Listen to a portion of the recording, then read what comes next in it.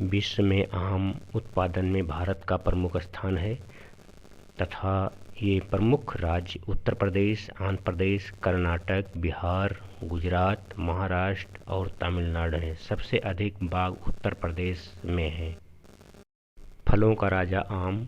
आम की बाग इस समय किए जाने वाला पहला कार्य है जुताई या गुड़ाई। जुताई करके उसमें पनपने वाले खरपतवार नष्ट हो जाते हैं तथा बरसात के बाद जो मिट्टी में पत्तियां सड़ी गली हैं वे भी मिट्टी में मिलकर कंपोस्ट का काम करती हैं। बाग की जुताई के बाद पेड़ों की धुलाई का कार्य आवश्यक हो जाता है, जिसमें उसमें पनपने वाले बग भी मर जाते हैं तथा बौर भी अच्छे आते हैं।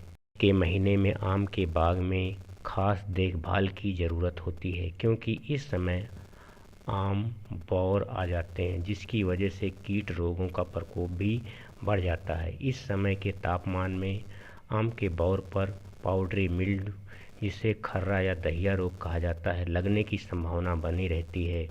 गुझिया कीट भी बढ़ने लगते हैं, साथ में मुनगा कीट भी लगने लगते हैं। पाउडरी मिल्ड की रोकथाम के लिए यह रोग फंगस से होने वाली बीमारी है। इस रोग के लक्षण बौर में तथा फल आने पर फलों पर सफ़ेद पाउडर की तरह दिखाई देता है। इसके प्रभाव से फूल खिल नहीं पाते हैं और गिरने लगते हैं, जिससे आम के उत्पादन पर काफ़ी असर पड़ता है।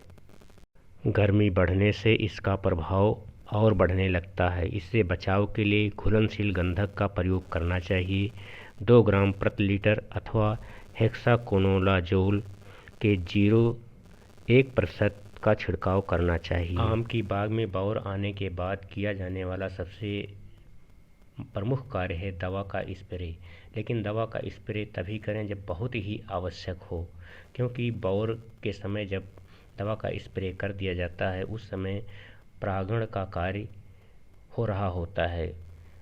दवा का स्प्रे कर देने से परागकण धुल जाते हैं तथा परागण की क्रिया पूरी नहीं हो पाती है, जिससे फल बनने में कठिनाई होती है।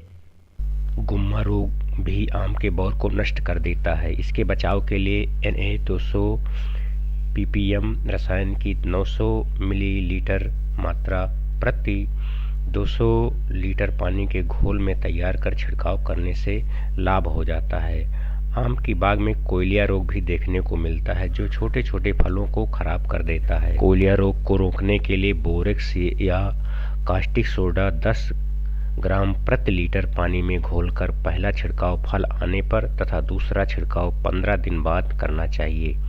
मुनगा कीट नियंत्रण के लिए भी कुछ करना पड़ेगा, नहीं तो ये भी फल खा जाएगा, क्योंकि नमी भरे मौसम में मुनगा तथा फुदका कीट बहुत तेज़ी से हमला करते हैं। मुनगा कीट से बचाने के लिए इमिडाक्लोप्रिड की 0.3 मिलीलीटर प्रति लीटर पानी में घोलकर पहला छिड़काव फूल खिलने से पहले कर देना चाहिए तथा दूसरा छिड़काव फल मटर के दाने के बराबर आने पर करना चाहिए।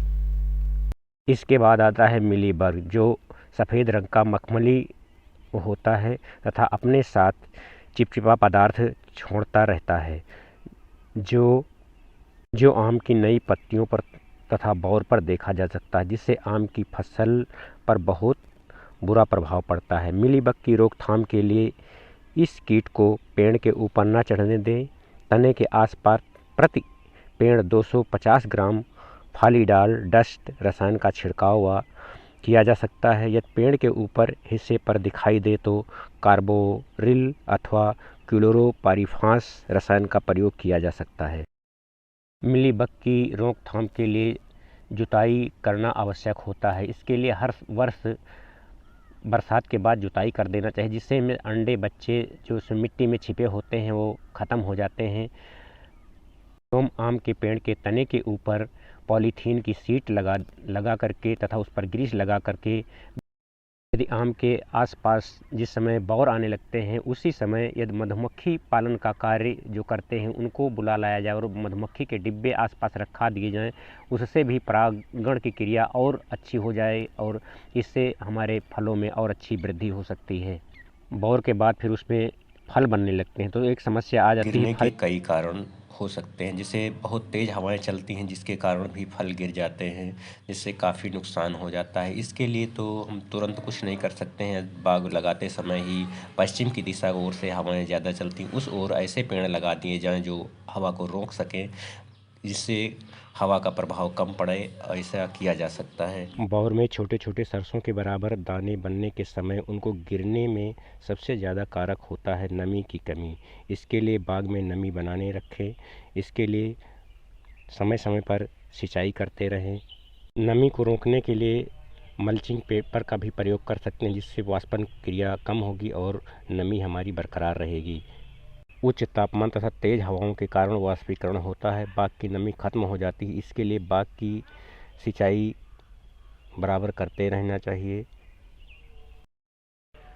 पोषक तत्वों के कारण भी फल गिरने लगते हैं, क्योंकि जब फल तेज़ी से बढ़ रहे होते हैं तो अधिक पोषक तत्वों की आवश्यकता होती है तथा जिन फलों को पोषक तत्व नहीं मिल पाते हैं वे गिर जाते हैं। इसके लिए बाग में पोषक तत्वों की कमी न होने दें। समय समय पर उर्वरक का प्रयोग करते रहें। बाग में कीड़ों मकोड़ों का नियंत्रण करके तथा फंगस पर कार्य करके एवं पोषक तत्वों का प्रबंधन करके बाग में अच्छा पैदावार लिया जा सकता है, जिससे हमारा उत्पादन भी अच्छा होगा तथा जिससे आर्थिक स्थिति हमारी मजबूत होगी। मेरे वीडियो से आप लाभ प्राप्त करें तथा अन्य किसानों तक इस वीडियो को पहुंचाएं। मेरे चैनल को सब्सक्राइब करें। वीडियो देखने के लिए बहुत बहुत धन्यवाद।